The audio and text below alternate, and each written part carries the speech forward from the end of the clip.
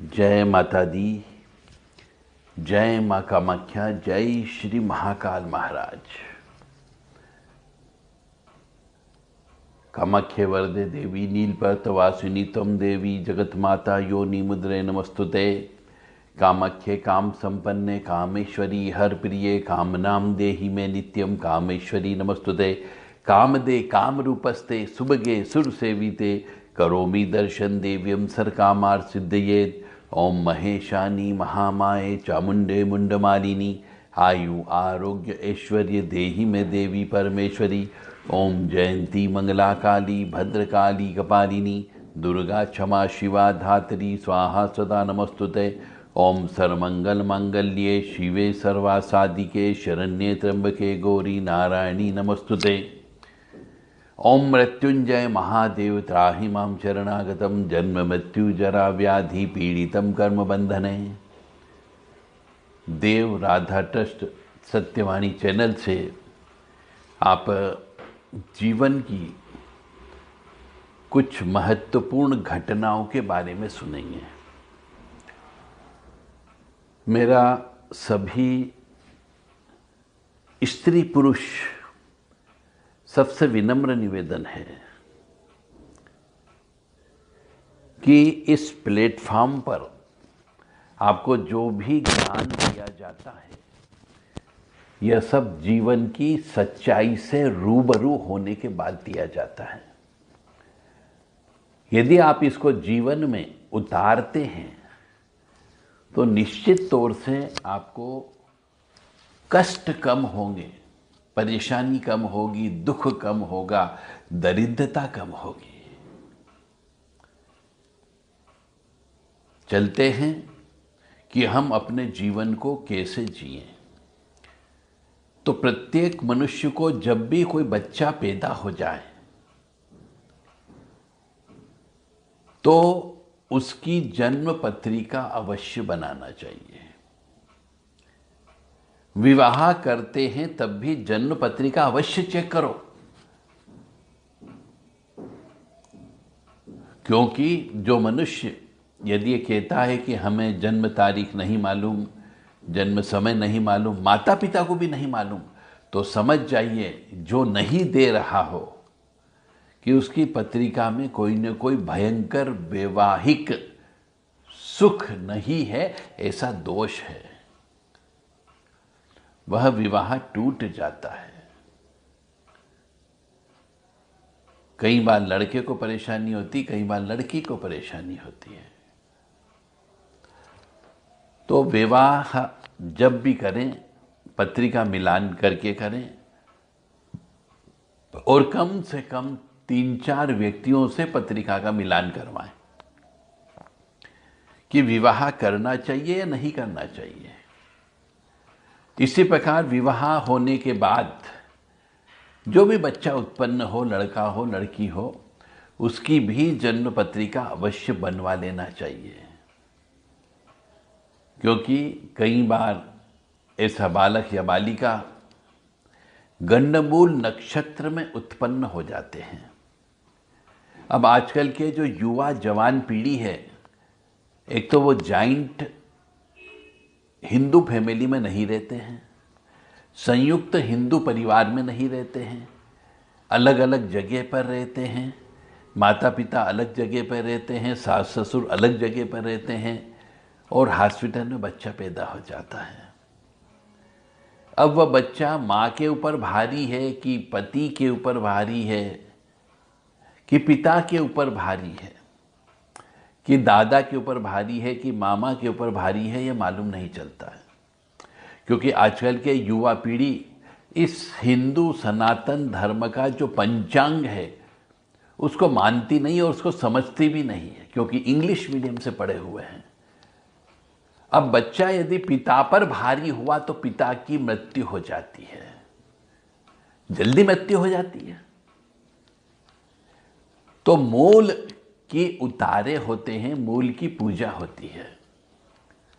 कई बार बच्चे पैदा होने के बाद पिता की आर्थिक स्थिति खराब हो जाती है, बच्चा पैदा होने के बाद में पिता की सर्विस चली जाती है और धीरे धीरे वो पिता बर्बाद हो जाता है।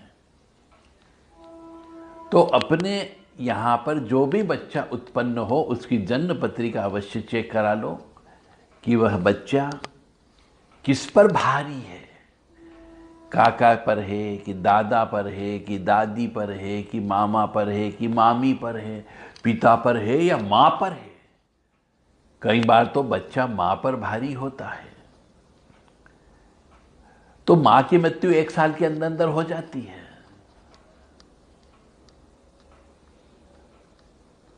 मतलब मेरा आप लोगों को समझाने का केवल एक ही उद्देश्य है कि क्यों किसी की मृत्यु हो, क्यों किसी का व्यवसाय बर्बाद हो, क्यों किसी को लाइलाज बीमारी लग जाए। एक के पैदा होने से जिसके ऊपर वो भारी रहता है उसकी तो हालत खराब हो ही जाती है, धन से भी और शरीर से भी।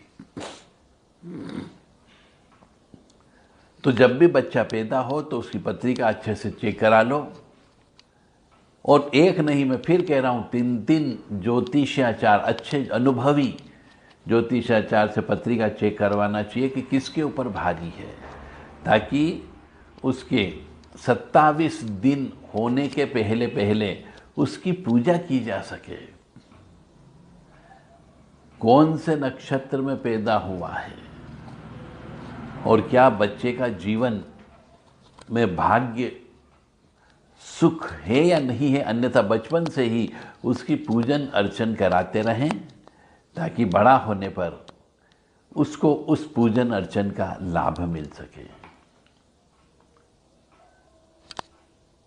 यह तो हमारी हिंदू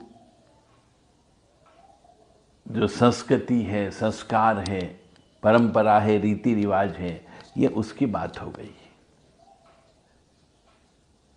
फिर मनुष्य को अपने जीवन में अनेक ऐसे पुण्य के काम करते रहना चाहिए।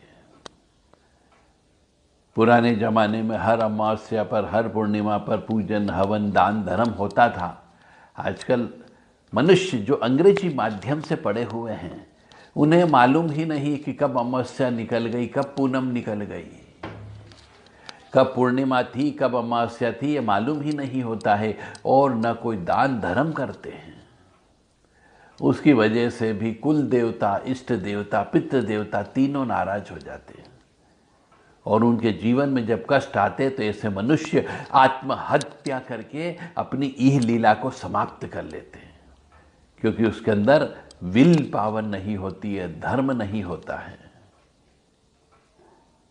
बहुत से मनुष्य पूजा पाठ पे विश्वास नहीं करते, आज के जमाने के मनुष्य। और जब पूजा पाठ पे विश्वास नहीं करते हैं तो भगवान भी उनकी मदद नहीं करता है। हर 6 महीने में या 3 महीने में हवन अवश्य करना चाहिए। आजकल का मनुष्य यह हवन नहीं करता है।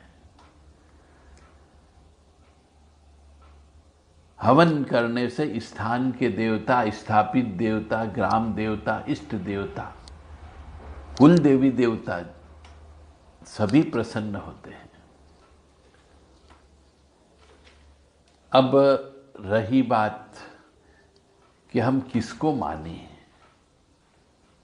हमारे इष्ट देवता कौन। ये इंग्लिश मीडियम से पढ़े हुए आज के नौजवान भटक गए हैं, ये कर्म में विश्वास करने लगे हैं, कर्म करते हैं, ईश्वर के प्रति आस्था समाप्त होती जा रही है। सूर्य उगता है, यही ईश्वर है, और सूर्य अस्त होता है, यही ईश्वर है। आप ऑक्सीजन लेते हो, छोड़ते हो, यही ईश्वर है।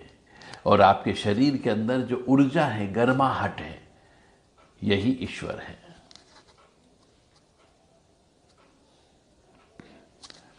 यानी धूप, हवा और पानी, यही ईश्वर है।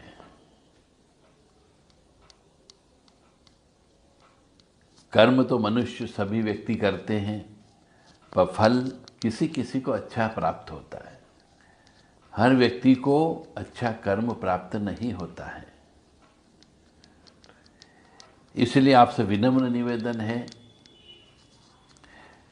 कि घर के अंदर हर 2-3 माह में हवन कराते रहा करें, और हर मनुष्य को अपने जीवन में सुख समृद्धि शांति प्राप्त करना चाहिए।